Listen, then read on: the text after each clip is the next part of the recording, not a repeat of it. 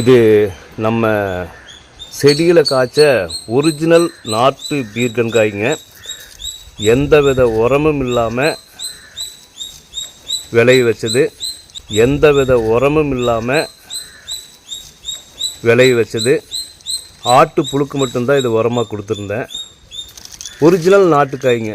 இது உன்னை 2 நாள் விட்டால் முத்திரும். இவ்வளவு தான். இவ்வளோ ஒரிஜினல் நாட்டுக்காய்ங்கிறது வந்து ரொம்ப சிறுசாக இருக்குங்க. இந்த ஹைப்ரிட் தான் வந்து பார்த்தோன்னா கிட்டத்தட்ட முழங்கால் அவசரத்துக்கு வரும். ஸோ அதிலெல்லாம் சரியாக சத்து இருக்காது. அது வந்து நாட்டுக்காயும் கிடையாதுங்க.